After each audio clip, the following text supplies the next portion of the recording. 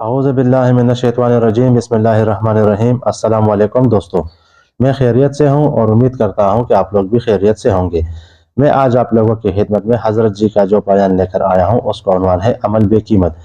इस बयान में हज़रत जी हमें तफसील के साथ बयान फरमाएंगे कि वो कौन से वजूहात है जिसकी वजह से हमारे अमाल बेकीमत हो जाते हैं। तो चलिए आइए सुनते हैं। अल्हम्दुलिल्लाहि वकफ़ा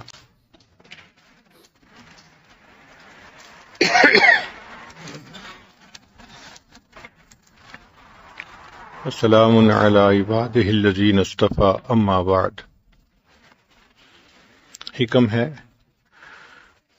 रुबमा दखल रियाउ अलैका मिन हैसु ला यंजुरु खल्क़ इलैक। बसा औक़ात रिया ऐसी दकीक जगह से तुम्हारे अंदर दाखिल होती है कि तुम्हें उसका पता भी नहीं चलता। दूसरी कम में फरमाया इस्तिशराफु का अन यअलमल खल्क़ु बिखुसूसियतिका, तुम्हारा ख्वाहिश करना कि लोगों को तुम्हारी खुसूसियात का पता चल जाए। दलीलुन अला अदम सिद्क़िका फी अबूदियतिका, अबूदियत में आपके सिद्क के अंदर कमी होने की दलील है। ये जो दिल के अंदर ख्वाहिश आती है ना, ये इस बात की दलील होती है कि हमारे अंदर रिया मौजूद है। दीन इस्लाम इतना पाक दीन है कि उसने कहा कि इन्नमल आमाल बिन्नियात, आमाल का मदार नीयत पर है। लिहाजा अगर नीयत खालिस अल्लाह की रजा होगी तो अल्लाह की रजा मिलेगी, और अगर उसमें थोड़ी सी भी मिलावट होगी तो अल्लाह ताला उसको ठुकरा देंगे। अल्लाह ताला के यहां खालिस अमल चलता है, अला लिल्लाहि दीनुल खालिस। चुनाचे इसके ऊपर मेहनत करनी पड़ती है कि हम जो करें अल्लाह के लिए करें। इंसान रिया में क्यों पड़ता है? लोगों की नजर में नेक बनने की खातिर, कि लोग मेरी तारीफ करें, मुझे अच्छा समझें, मुझे नेक समझें। इसलिए आपने बाद अवामुन्नास से बात की सुनी होगी, जब मैं चौथी दफा हज पर गया तो ऐसा हुआ था। भाई अगर आप हज पर तशरीफ ले गए थे तो इतना कह देते जी मैं हज पर गया था और ये हुआ था। ये जो चौथी दफा का लफ्ज है ये किस लिए लगा? तो तबीयत चाहती है कि मेरा पता चले लोगों को कि मैं कौन हूं। आरिफूनी, तुम पहचानो कि मैं कौन हूं।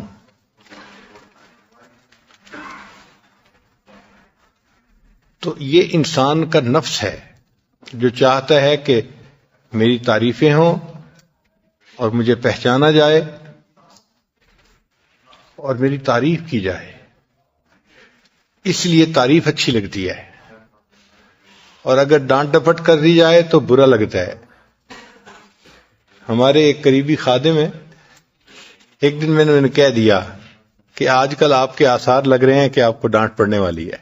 बस इतना कहना था, जैसे चिराग बुझ जाता है ना जी, उनका चेहरा बुझ गया।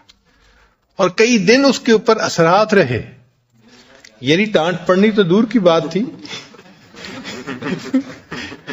अभी तो सिर्फ उनको मैंने बताया कि भाई आपके जो आसार है ना वो लग रहे हैं कि आपको डांट पड़ने वाली है।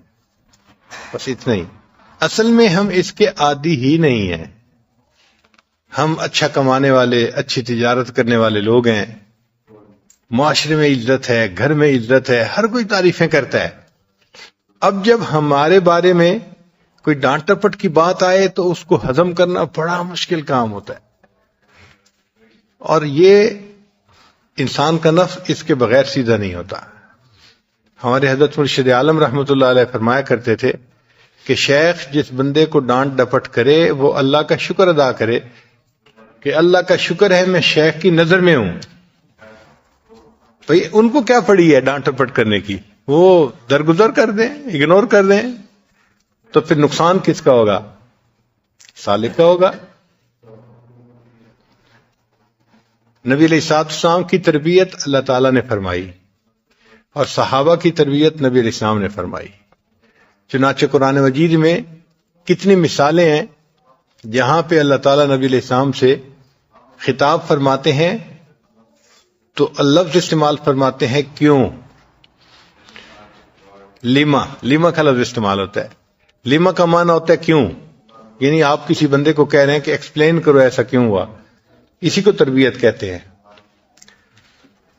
تو لیما کا لفظ نبی علیہ السلام کے لیے بھی استعمال ہوا قرآن پاک میں اور مومنین کے لیے بھی استعمال ہوا.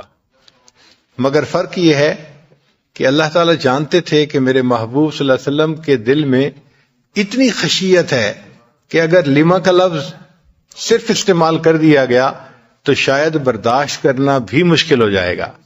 اس لیے اللہ نے جہاں اپنے محبوب صلی اللہ علیہ وسلم سے خطاب فرماتے ہوئے لیما کا لفظ استعمال کیا، یا شروع میں مغفرت کا بعد خوشخبری سنا دی یا بعد میں مغفرت کی خوشخبری سنا دی، تاکہ دل کو تسلی ہو جائے کہ اگرچہ پوچھ رہے ہیں مگر معاف کر دیا گیا ہے.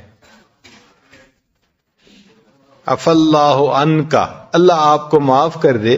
لما اذنت لہم، آپ نے ان کو کیوں اجازت دی؟ اب دیکھیں پوچھنا تو یہ تھا نا لما اذنت لہم، مگر اللہ نے رحمت فرما دی کہ پہلے مغفرت کی بشارت دے دی. عفا اللہ عنکا لما اذنت لہم. کئی جگہوں پہ بعد میں جو ہے وہ مغفرت کی بشارت، یا ایھا النبی لما تحرم ما احل اللہ لک، اے نبی علیہ الصلوۃ والسلام آپ نے اس چیز کو کیوں حرام کیا جس کو اللہ نے حلال کیا. لما تحرم ما احل اللہ لک تبتغی مرضات ازواجک، کیا آپ نے بیویوں کی مرضی جو ہے اس پر عمل کرنا چاہتے ہیں؟ واللہ غفور الرحیم، ہاں اللہ غفور الرحیم ہے. تو یا شروع میں مغفرت یا بعد میں مغفرت، مگر لما کا لفظ استعمال ضرور فرمایا. تو یہ اللہ تعالیٰ نے تربیت فرمائی اپنے پیارے حبیب صلی اللہ علیہ وسلم کی، اور پھر نبی علیہ السلام نے صحابہ کی تربیت فرمائی. چنانچہ نبی علیہ السلام صحابہ کو روک ٹوک فرمایا کرتے تھے. نبی علیہ السلام تہجد کے وقت مسجد نبی میں تشریف لائے تو دیکھا سیدنا صدیق اکبر رضی اللہ تعالیٰ عنہ نفل پڑھ رہے ہیں تہجد کے، مگر بہت ہی خفیہ آواز کے ساتھ تلاوت کر رہے ہیں، بہت ہی جیسے ہوتا ہے نا سری تلاوت کرنا کہ دوسرے کو پتہ ہی نہ چلے، ایسے پڑھ رہے ہیں. اور قریب ہی حضرت عمر خطاب رضی اللہ عنہ وہ بھی تہجد کی نماز پڑھ رہے ہیں مگر بلند جہر تلاوت کر رہے تھے، سن رہے تھے سب. جب دونوں نے نماز پڑھ لی تو نبی علیہ السلام کی خدمت میں حاضر ہوئے تو نبی علیہ السلام نے پوچھا ابو بکر آپ اتنا آہستہ کیوں پڑھ رہے تھے؟ تو جواب دیا اے اللہ کے حبیب صلی اللہ علیہ وسلم میں اس ذات کو سنا رہا تھا جو سینوں کے بھید جانتی ہے، مجھے اونچا پڑھنے کی کیا ضرورت تھی؟ جو ذات سینوں کے بھید جانتی ہے مجھے اس کے سامنے اونچا پڑھنے کی کیا ضرورت تھی، میں تو اس کو سنا رہا تھا. تو نبی علیہ السلام نے فرمایا اچھا عمر آپ اونچا کیوں پڑھ رہے تھے؟ اے اللہ کے حبیب صلی اللہ علیہ وسلم میں سوتوں کو جگا رہا تھا اور شیطان کو بھگا رہا تھا. تو نبی علیہ السلام نے پھر دونوں کو سمجھایا اے ابو بکر آپ تھوڑی سی آواز کو بلند کرو، اور عمر لانو کو فرمایا کہ آپ آواز کو تھوڑا اور نیچا کر لو. یعنی تربیت اسی کو کہتے ہیں نا، کہ رات کے وقت بھی نبی علیہ السلام نے تربیت فرمائی. چنانچہ نبی علیہ الصلوۃ والسلام صحابہ کی تربیت فرماتے تھے، اور یہ سلسلہ وہاں سے چلا اور قیامت تک یہ جاری رہے گا. اب ذکر و سلوک تو سیکھنا چاہتے ہیں مگر یہ چاہتے ہیں کہ ہمیں ڈانٹ ٹپٹ کوئی نہ کرے، ہمیں کہے کوئی نہ، روک ٹوک کوئی نہ کرے. روک ٹوک کر دو تو بس پھر بھاگتے ہیں. وہ جیسے ایک بندے کو شوق ہوا کہ میں اپنے جسم پہ شیر بنواؤں. یہ انگریزوں میں جو جسم کے اوپر سیاہی سے نشان بنا دیتے ہیں وہ جائز نہیں ہے، مگر ان کے کلچر میں ایک چیز ہے. تو ایک صاحب جو تھے وہ گئے کہ جی میں نے تو شیر کا نشان بنوانا ہے اپنے جسم کے اوپر. تو اس کے لیے ایک نیڈل ہوتی ہے، وہ سکن کے اوپر لگاتے ہیں اور سیاہی سکن کے اندر جاتی ہے، مگر وہ تکلیف دہ ہوتا ہے عمل. چنانچہ اس نے لگائی، اس کو تکلیف ہوئی تو یہ پوچھتے کیا بنا رہے ہو؟ اس نے کہا کہ شیر بنا رہا ہوں. کہتے شیر کا کون سا حصہ بنا رہے ہو؟ اس نے کہا دم بنا رہا ہوں. کہتے اچھا بغیر دم کے شیر بنا دو. پھر اس نے نیڈل لگائی تو پھر پوچھا بھئی اب کیا بنا رہے ہو؟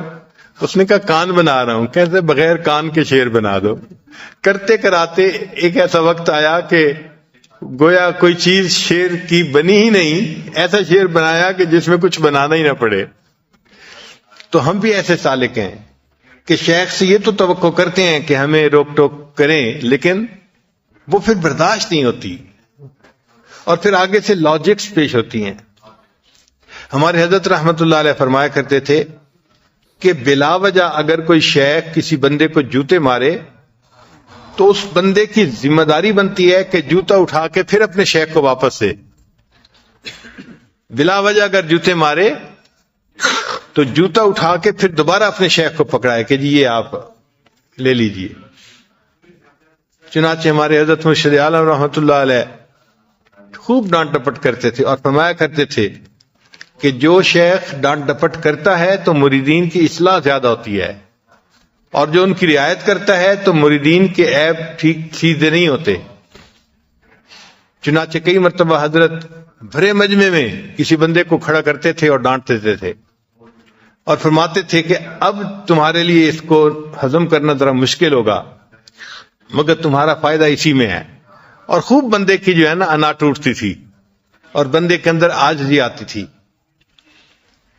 ایک مرتبہ ہمارے حضرت رحمۃ اللہ کے پاس ایک آدمی آیا جو لگتا ہے کہ نیا بندہ تھا۔ وہ کسی شہر میں کوئی فیکٹری اونر تھا۔ حضرت کے پاس آ کے بیٹھا تو بات چیت کر رہا تھا۔ ہم لوگ خانقاہ کے کسی کام میں لگے ہوئے تھے، فارغ ہوئے تو ہم بھی حضرت کی خدمت میں حاضر ہو گئے۔ اب جیسے ہی میں آ کے بیٹھا تو حضرت تو غصے ہونا شروع ہو گئے۔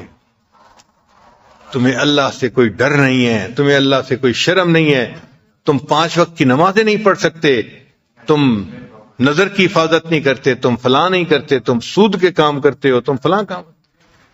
اچھا شروع میں تو میں تھوڑی دیر کے لیے کنفیوز سا ہوا کہ فرض نمازیں نہیں پڑھتے اور سود کھاتے ہو اور یہ تو، لیکن میں سمجھ گیا کہ شیخ کہہ رہے ہیں تو کوئی وجہ ہوگی، تو میں مسکراتا بھی رہا اور جی جی کرتا رہا۔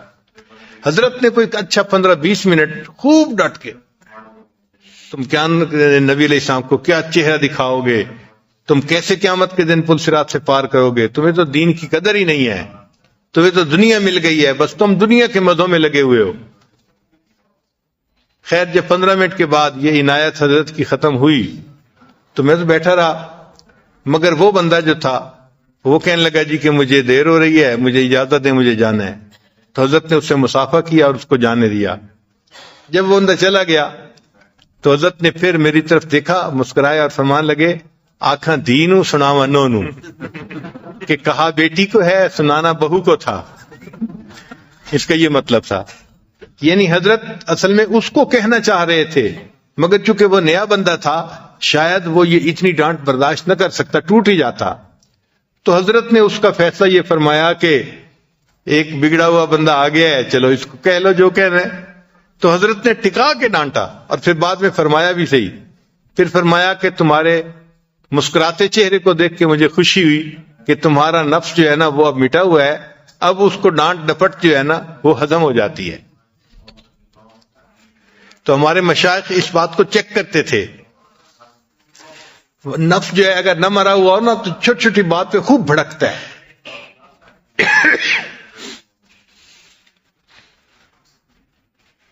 حضرت حاجی امداد اللہ مہاجر مکی رحمت اللہ علیہ ایک مرتبہ کسی صاحب کے ہاں دعوت پر تشریف لے گئے۔ حضرت مولانا رشید احمد گنگوہی رحمت اللہ علیہ علم پڑھ کر فارغ ہوئے تھے اور حضرت کے پاس کچھ وقت کے لیے ٹھہرے ہوئے تھے، ابتدا کی بات ہے۔ تو حضرت نے انہیں بھی ساتھ لے لیا۔ ایک اور بزرگ بھی تھے، شاید حضرت مولانا فضل الرحمان گنج مراد آبادی رحمت اللہ علیہ تھے۔ یہ حضرات جب میزبان کے گھر پہنچے تو اس اللہ کے بندے نے دسترخوان پہ خوب کھانے بنائے ہوئے تھے، چنانچہ کئی قسم کے کھانے۔ عام دستور تو یہی ہے کہ اندھا ایک کھانا بنا دے تو ایک قسم کا کھانا کافی ہوتا ہے، مگر اکرام ہوتا ہے۔ حضرت حاجی صاحب تشریف لائے تو حضرت تھانوی رحمت اللہ علیہ نے معلوم نہیں کتنی پلیٹیں ان کے سامنے رکھی، شاید 40 سے زیادہ پلیٹوں میں کھانا رکھا ان کے سامنے۔ ایسا کیوں کیا؟ بھئی یہ اسراف نہیں، بلکہ نہیں معلوم کہ جو آنے والا مہمان ہے اس کی طبیعت کو کیا چیز مناسب ہو، لہذا کئی سارے کھانے بنوا دیے اور سامنے رکھ دیے، جو ان کو پسند آئے گا وہ کھانا کھا لیں گے، جو بچ جائے گا تو میزبان کی عید ہو جائے گی۔ تو اس نیت سے متعدد کھانے بنا دیے جاتے ہیں اور یہ شرعاً جائز ہیں۔ ہم ایک دفعہ حضرت مولانا کلیم اللہ شاہ صاحب رحمۃ اللہ علیہ تھے مسکین پر شریف کے، تو ان کے ساتھ گئے کسی جگہ، اس بندے نے بڑی دعوت کے لیے حضرت کو مجبور کیا، تو چلے گئے۔ اللہ کی شان کے اس بندے نے ساگ بنایا ہوا تھا۔ اب ساگ اس نے بنایا ہوا تھا اور ڈاکٹر کہتے ہیں کہ ساگ کے اندر یورک ایسڈ ہوتا ہے تو جوڑوں کی درد کے لیے ٹھیک نہیں ہے، اور حضرت کو جوڑوں کا درد ان دنوں خوب زیادہ تھا، چنانچہ انہوں نے کھانا کھایا ہی نہیں اور اسی طرح خالی پیٹ ہی دسترخوان سے اٹھ گئے۔ پھر بعد میں میں نے پوچھا کہ حضرت آج تو آپ نے کچھ بھی نہیں کھایا، تو فرمایا کہ دیکھو بھائی، میزبان کی اتنی حیثیت تھی، اس نے ساگ بنایا تھا، میں کھا لیتا مگر مجھے ڈاکٹروں نے منع کیا ہوا ہے تو میں کیا کرتا۔ تو ایسا پاسبل ہے کہ آپ کوئی کھانا بنائیں اور وہ ان کی طبیعت کو موافق نہ ہو، تو اس لیے پھر کئی سارے کھانے بنا دیتے ہیں کہ جو موافق ہوگا وہ کھا لیں گے۔ ہمیں ایک مرتبہ اس بات پر عمل کرنے کا بڑا فائدہ ہوا۔ گرمی کا موسم تھا اور اچانک حضرت بغیر اطلاع کے تشریف لے آئے اس عاجز کے ہاں۔ ہماری تو عید ہو گئی کہ حضرت تشریف لے آئے، تو میں نے گھر والوں کو کہا کہ جلدی سے پانی بھی دے دیں ٹھنڈا، اور اس کے ساتھ کوئی شربت ہے تو وہ بھی بنا دیں، گرمی کا موسم ہے۔ تو گھر والوں نے مجھے کہا کہ حضرت کو تو شوگر ہے۔ میں نے کہا شوگر ہو صحیح، لیکن آپ بنا دیں، میں حضرت کے سامنے جا کے رکھ دوں گا۔ اللہ کی شان، انہوں نے پانی بھی ٹھنڈا برف والا دے دیا اور بادام کا شربت بھی بنا دیا اور ساتھ کوئی ملک شیک بھی بنا دیا۔ میں کئی سارے مشروب لے کے حضرت کی خدمت میں حاضر ہوا اور نیت میری یہی تھی کہ حضرت کو جو موافق ہوگا، پسند ہوگا، لے لیں گے۔ ہم ایکسپیکٹ نہیں کر سکتے تھے۔ جیسے ہی حضرت نے مشروبات دیکھے، حضرت نے بادام کا شربت کا گلاس لیا اور اس کے پیا، اور مجھے کہنے لگے کہ ایک گلاس اور لے آؤ۔ میں ایک گلاس اور لے آیا۔ پھر بعد میں فرمانے لگے کہ جب میں تمہارے گھر کے قریب پہنچ رہا تھا تو میری شوگر بہت لو ہو رہی تھی اور میرا دل چاہتا تھا کہ مجھے کوئی میٹھی چیز کھلائے، لیکن میں کسی کو کچھ کہہ نہیں سکتا تھا۔ تو اللہ نے تمہارے دل میں بات ڈالی کہ تم میرے لیے میٹھی چیز لے کے آئے، ورنہ عام طور پہ میٹھی چیز لوگ پیش نہیں کرتے۔ تو حضرت نے 2 گلاس جو ہے بادام کا شربت پیا، تب شوگر صحیح ہوئی، اور حضرت کو جو بہت پسینے آ رہے تھے نا وہ تب ختم ہوئے۔ تو کئی مرتبہ ایسا ہوتا ہے کہ مہمان کو کیا چیز موافق ہے، پسند ہے، میزبان کو پتہ نہیں ہوتا، تو اس نیت سے پھر زیادہ کھانے بنا دیے جاتے ہیں۔ خیر، اس میں میزبان نے بھی ایسے ہی کیا تھا کہ حضرت حاجی امداد اللہ مہاجر مکی رحمت اللہ علیہ کے لیے خوب دسترخوان پہ بہت سارے کھانے بنا دیے تھے، گوشت بھی بنا دیا، پلاؤ بھی بنا دیا، دال بھی بنا دی، سبزی بھی بنا دی، کئی ساری چیزیں بنا دی۔ جب وہاں جا کر بیٹھے تو حضرت حاجی صاحب نے ایک خالی پلیٹ اٹھائی اور اس کے اندر تھوڑی سی دال ڈالی اور 2 چپاتیاں اٹھا کے حضرت گنگوہی کو دیں اور فرمایا کہ آپ دسترخوان کے کونے پہ بیٹھ کے کھا لیجئے۔ اب حضرت گنگوہی رحمت اللہ علیہ دسترخوان کے کونے پر بیٹھ کے دال روٹی کھا رہے ہیں۔ کوئی ہمارے جیسا بندہ ہوتا تو ہم دل میں سوچتے ہمارے حضرت کو تو مساوات آتی ہی نہیں ہے، لیکن ہمیں کیا پتا تھا کہ یہ امتحان ہے اور اس میں فعل الحکیم لا یخلو عن الحکمہ، حکیم دانا کا کام دانائی سے خالی نہیں ہوتا۔ چنانچہ حضرت گنگوہی رحمت اللہ علیہ وہ دال کھاتے رہے، اور ادھر یہ دونوں حضرات جو تھے ماشاءاللہ، جو طبیعت کو پسند آیا مرغا جرگا۔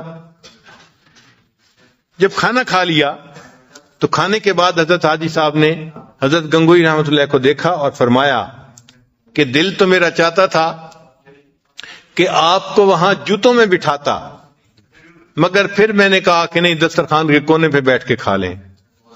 اور یہ کہنے کے بعد حضرت حاجی صاحب نے ان کے چہرے کو دیکھا کہ چہرے پہ اثرات ناگواری کے ہیں یا نہیں، کیونکہ اگر نفس زندہ ہوگا نا تو وہ تو پھر گھبرائے گا نا کہ ایسی بات کیوں کی کہ تجھے جوتوں میں بٹھاتا. تو حضرت حاجی صاحب نے دیکھا تو حضرت گنگوئی رحمۃ اللہ کے چہرے پہ تو مسکراہٹ تھی، اور انہوں نے آگے سے جواب دیا، حضرت میں تو جوتوں میں بھی بیٹھنے کے قابل نہیں تھا، یہ تو آپ نے احسان فرما لیا، مجھے دسترخوان کے کونے پہ بٹھا دیا. تو حضرت حاجی صاحب نے جب یہ جواب سنا تو فرمایا الحمدللہ، مقصد یہ تھا کہ نفس مر گیا ہے، اور اس ناگوار فکرے کو سن کے بھی نفس بھڑکا نہیں ہے. تو یہ جو ہے نا نفس کا بھڑکنا، یہ بڑی مشکل سے انسان کو نصیب ہوتا ہے، ورنہ تو چھوٹی چھوٹی باتوں پہ نفس بھڑکتا ہے، غصے میں اور اس کے لیے یہ ڈانٹ ڈپٹ ضروری ہوتی ہے. اور اس سے جب انسان کا نفس مرتا ہے تو پھر اس کے اندر ریاکاری نکل جاتی ہے، شو آف. وہ پھر کسی کے لیے کچھ عمل نہیں کرتا، صرف اللہ کی رضا کے لیے عمل کر رہا ہوتا ہے. جس بندے نے کوئی عمل ریا کے بغیر کیا، دکھاوے کے بغیر کیا، وہ عمل اس کے لیے جنت میں جانے کا سبب بنے گا. ہم نے دیکھا ہے کہ ڈائمنڈ جو ہوتے ہیں نا، ان کی قیمتیں ویری کرتی ہیں. کچھ ڈائمنڈ جن کے اندر فالٹ ہوتا ہے، کوئی نشان ہوتا ہے کسی قسم کا، تو ان کی قیمتیں بہت تھوڑی ہوتی ہیں. اور ایک ڈائمنڈ کو کہتے ہیں فلالیس ڈائمنڈ، اس میں کوئی فلا نہیں ہوتا، وہ بالکل شفاف چیز ہوتی ہے، اس کی قیمت بہت زیادہ ہوتی ہے. تو ڈائمنڈ کے کاروبار والے لوگ کہتے ہیں کہ فلالیس ڈائمنڈ کی قیمت کوئی متعین نہیں کر سکتا، کچھ بھی ہو سکتی ہے.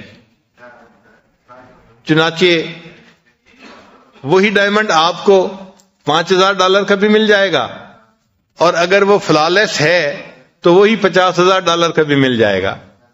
ایک مرتبہ میں نے کسی جیولر کے سامنے یہ بات کر دی، وہ کہنے لگا حضرت آپ 50,000 کی باتیں کرتے ہیں، وہی ڈائمنڈ $5,00,000 کا بھی نہیں ملتا اگر فلالیس ہو، اتنی قیمت بڑھ جاتی ہے.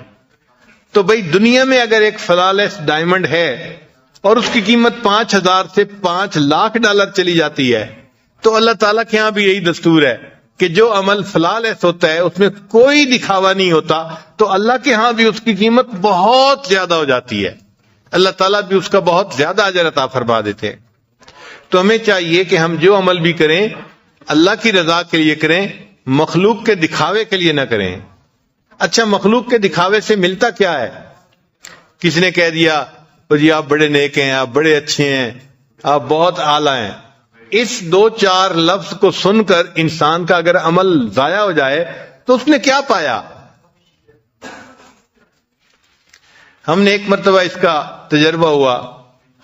ہمارا ایک انجینئر تھا اور اس کو گھر میں کوئی ضرورت پیش آ گئی، تو وہ بیچارہ کافی پریشان حال تھا اور اپنے چیف انجینئر کے پاس آیا اور کہہ رہا تھا کہ سر آپ نہ مجھے ایڈوانس تنخواہ دے دیں، میں اپنے گھر کے خرچے پورے کر لوں، میں بہت پریشان ہوں. اچھا، ابھی وہ یہ ایڈوانس تنخواہ کی بات کر ہی رہا تھا کہ اتنے میں اکاؤنٹس برانچ کا بندہ آ گیا جو کیشیئر ہوتا ہے. کیشیئر نے اس کو کہا یار میں نے تمہارا ایک ووچر دیکھا ہے پڑا ہوا تھا. اب ووچر جو بنتا ہے اکاؤنٹس برانچ میں، اس کا مطلب یہ ہے کہ اس ووچر پہ جو پیسے بنتے ہیں اس بندے کو وہ ادا کر دیے جاتے ہیں، کوئی TADA تھا یا کوئی اور چیز تھی. چنانچہ اس نوجوان نے جب سنا نا کہ میرا ووچر پڑا ہوا ہے تو وہ بڑا خوش ہو گیا کہ اچھا مجھے کچھ پیسے مل جائیں گے. چنانچہ اسی وقت چھٹی لے کے وہ گیا اور 4-5 منٹ کے بعد واپس آیا تو چہرہ بجھا ہوا تھا. تو میں نے اس سے پوچھا کیا ہوا؟ کہنے لگا حضرت وہ ایک پرانا ووچر اس کے پاس پڑا ہوا تھا، جب میں نے جا کے دیکھا تو اس کے اوپر پیڈ کی سٹیمپ لگی ہوئی تھی، یعنی یہ پہلے پے ہو چکا ہے، پرانا تھا، تو اب تو نہیں مل سکتا تھا کچھ. تو اس نے مجھے احساس ہوا کہ واقعی جس ووچر کے اوپر پیڈ کی سٹیمپ لگ جائے پھر بندے کو کچھ نہیں ملتا. بالکل اسی طرح ہے، انسان بڑے سے بڑا نیک عمل کرتا ہے اور کسی نے کہہ دیا آپ نے بڑا اچھا کیا، آپ تو بڑے نیک ہیں، آپ تو بڑے اعلی ہیں. یہ جو بڑا اچھا، بڑا اعلیٰ، بڑا یہ سارا یہ سب سٹیمپس ہیں. تو اگر کسی بندے نے وہ سٹیمپ لگا دی تو اللہ تعالیٰ قیامت کے دن کہیں گے میرے بندے یہ تو پیڈ آف ووچر ہے، میرے پاس تمہارے لیے کچھ نہیں ہے، جاؤ. تو اس دن احساس ہوگا کہ اتنی مشقتیں اٹھا کے ہم نے یہ کام کیا اور ہمیں اس کے اوپر کچھ بھی اجر نہ ملا۔ اللہ تعالیٰ اس معاملے میں بڑے غیور ہیں، فرماتے ہیں کہ اگر تھوڑی سی بھی عمل میں ملاوٹ ہوگی تو میں بالکل برداشت نہیں کرتا، میں اس عمل کو جس کے لیے کر رہا ہوں اس کے منہ پہ مار دیتا ہوں، مجھے نہیں چاہیے، لے جاؤ اس کے پاس۔ تو اس پہ بڑی محنت کرنی پڑتی ہے۔ ہمارے اسلاف اس پر بہت محنت کرتے تھے کہ جو عمل کیا جائے وہ اللہ کی رضا کے لیے کیا جائے۔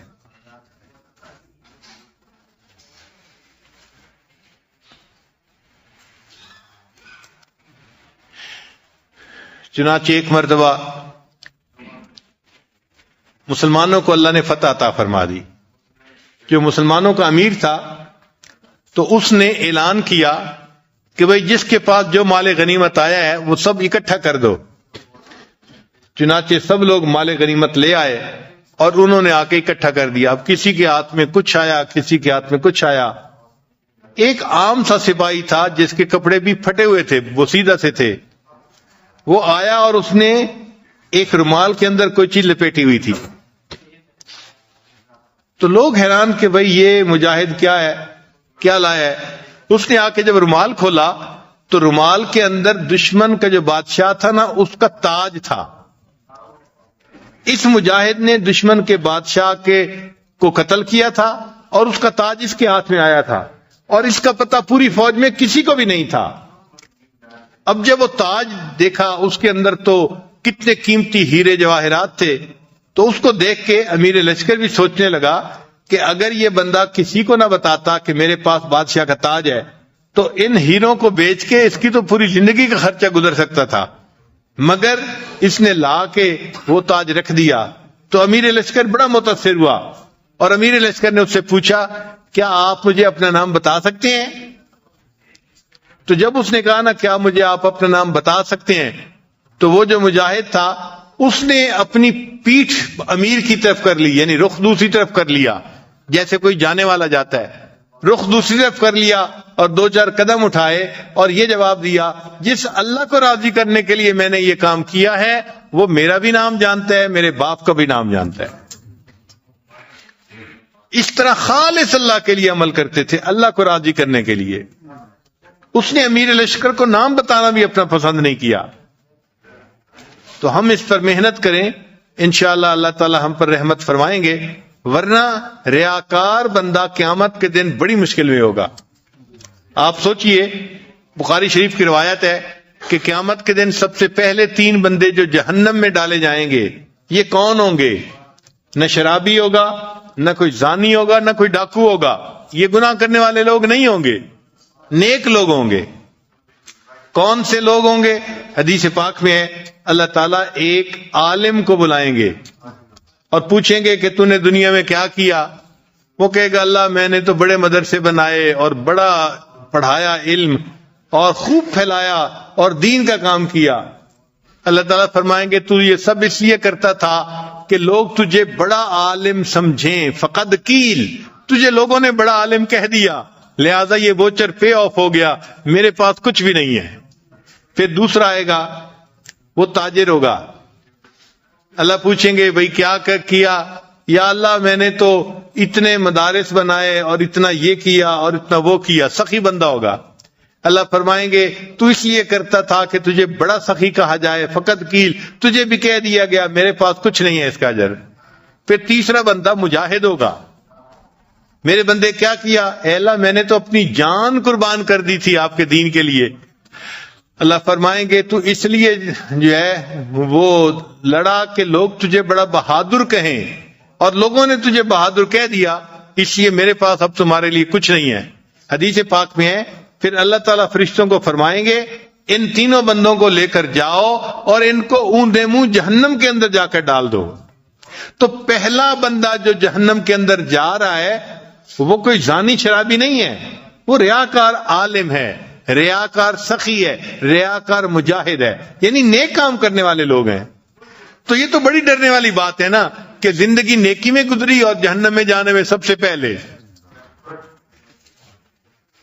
اس سے ہمیں بہت ڈرنا چاہیے اور اپنے اعمال پر نظر رکھنی چاہیے اور نیت کو بار بار ایڈجسٹ کرتے رہنا چاہیے کہ ہم کس کے لیے کر رہے ہیں. ہمیں جو کام کرنا ہے اللہ کے لیے یہ کام کرنا ہے، ہر کام اللہ کے لیے کرنا ہے. اللہ تعالیٰ ہمیں اخلاص والی نعمت عطا فرما دے.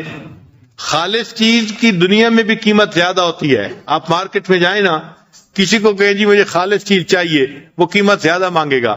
تو بھئی خالص چیز کی دنیا میں بھی قیمت زیادہ ہے، اور خالص عمل کی اللہ کے ہاں بھی قیمت زیادہ ہے. اللہ تعالیٰ بھی اس پر خوب انسان کو اجر عطا فرماتے ہیں. اللہ تعالیٰ ہمیں اخلاص والی زندگی گزارنے کی توفیق عطا فرمائے. وآخر دعوانا ان الحمدللہ رب العالمین. تو جی دوستو، جیسا کہ آپ لوگوں نے آج کا یہ بیان سنا، اس میں حضرت جی نے ہمیں بڑے تفصیل کے ساتھ بیان فرمایا ان وجوہات کے بارے میں جس کی وجہ سے ہمارے اعمال بے قیمت ہو جاتے ہیں. تو امید کرتا ہوں کہ آج کا یہ بیان آپ لوگوں کو پسند آیا ہوگا، اور انشاءاللہ بہت جلد میں آپ لوگوں کی خدمت میں حضرت جی کا ایک اور نیا بیان لے کر آؤں گا. تب تک کے لیے مجھے اجازت دیجیے گا. اللہ حافظ.